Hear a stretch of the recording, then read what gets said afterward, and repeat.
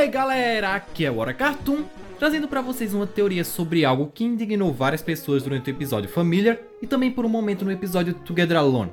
Que pelo título e a thumbnail do vídeo vocês já sabem que eu estou falando daquelas estátuas ou estruturas vivas que vimos nos últimos episódios, mudando um pouco o conceito de ser vivo para o mundo Gem. E vamos falar agora possivelmente em como elas foram criadas e para que elas podem servir. Algumas pessoas imaginaram que por essas paredes, estátuas e afins terem pedras, elas poderiam ser Gens que desobedeceram às regras do planeta natal e essa seria uma forma de castigo ou um tipo de prisão. Só que tem um enorme problema aí. Homer não liga para a vida das Gens que desobedecem às regras. Ao longo da série nós percebemos claramente que quando qualquer Gen do planeta natal via outra fazendo algo errado, a primeira ameaça que vinha na cabeça delas era que seriam despedaçadas. Como Ruby quando se fundiu com a Safira, ou as Off-Colors que eram defeituosas ou descumpriam a regra de não se fundir, e tinham que lutar por suas vidas todos os dias. Ou seja, não teria pra que existirem prisões se qualquer coisa errada, as Gens de Homer resolvem com pena de morte, exceto se tratando das diamantes, é claro. Além do que, as Gens das paredes são todas idênticas, então se fossem prisioneiras, não seriam todas de um mesmo tipo. Agora pensando que elas são apenas paredes ou estátuas com boca, olhos, braços e pedras, essas Gens ou semi-Gens aparentemente não possuem função nenhuma. Só estão lá por estar ou por mero acaso, com exceção daquela estátua que cantava no baile da Era 3 que Blue Diamond organizou para Pink Diamond / Steven.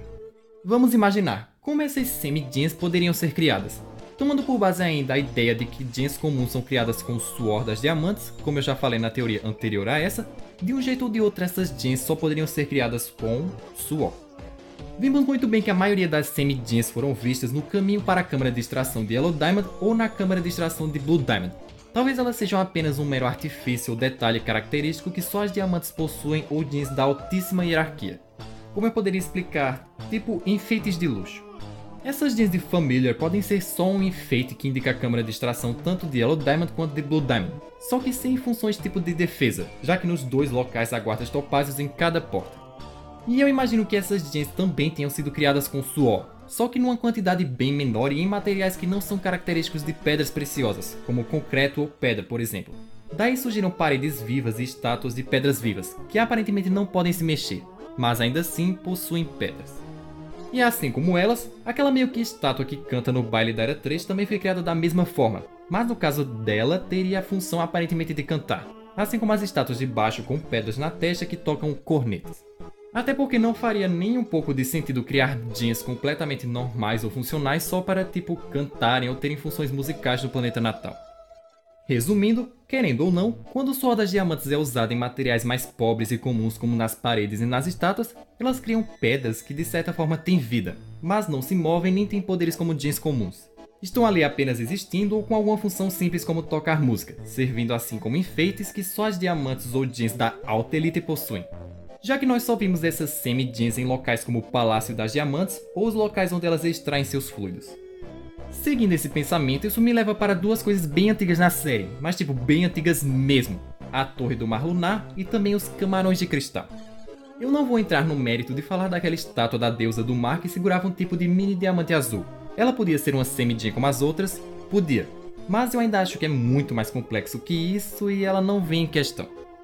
Perola contou há muito tempo que a Torre do Mar Lunar era como um lugar exclusivo para Gens que vinham na Terra, mas ela nunca disse que tipo de Gens. E lembrando que Gens comuns não têm direito a nenhum tipo de lazer, então a torre deveria ser do tipo de estrutura que a Bismuth construía, que, de acordo com a Garnet, eram torres para os tiranos, e obviamente os tiranos se referem às diamantes e às Gens da sua corte real.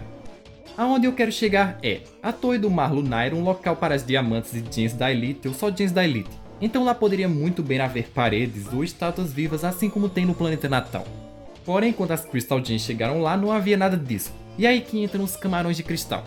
Pela forma como a Pérola afastou Steven deles e queria fazer um plano todo elaborado para passar sem tocá-los, só dá pra imaginar que eles são criaturinhas bem mortais, talvez mortais só para as Gens. Só que isso até hoje nunca foi explicado na série, o porquê deles serem mortais.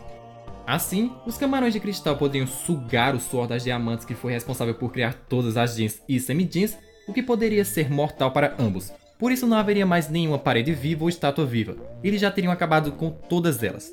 E talvez quando ataquem Gens normais possa fazer elas ficarem mais fracas permanentemente, mas claro, é só uma teoria. Voltando para os fatos, De um jeito ou de outro, todas essas paredes e estátuas estão vivas, algumas até interagindo entre si. Todas têm rosto, algumas têm braços e outras pernas, mas o fato principal é que todas elas possuem uma pedra em algum lugar como qualquer gen normal. E qual outra estátua vocês lembram que tem rosto, braços, pedras e de certa forma está viva? O tão esquecido Templo de Cristal ou a Fusão do Templo. O templo é uma estátua gigante, que sendo a representação da fusão de rubi, safira, ametista, pérola e rose, possui pedras em todos esses locais, mesmo que um deles esteja quebrado, e ela emana magia. Porque é assim que existe o quarto de cada uma das Crystal Gems e também existe o coração de cristal lá dentro, que dá mais ênfase ao fato desse templo estar vivo de certa forma.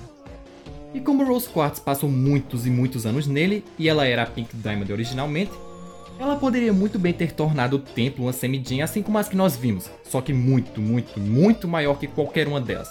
Sendo assim, se Steven voltar para a Terra em batalha de coração em mente e as diamantes correrem atrás dele, em algum momento de crise a fusão do templo poderia se levantar da montanha e sair na porrada com a White Diamond, contra o Megazord Diamante ou qualquer coisa do tipo, porque lá no fundo ela pode sim ser uma Semi-Gem criada há séculos pela Pink Diamond e que só está esperando o momento certo para agir.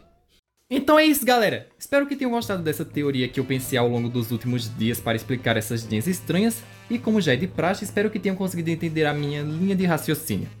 Deixe o seu like se gostou do vídeo, que é sempre muito importante, se inscreve no canal caso ainda não seja inscrito, comente o que vocês acharam da teoria, e até o próximo vídeo!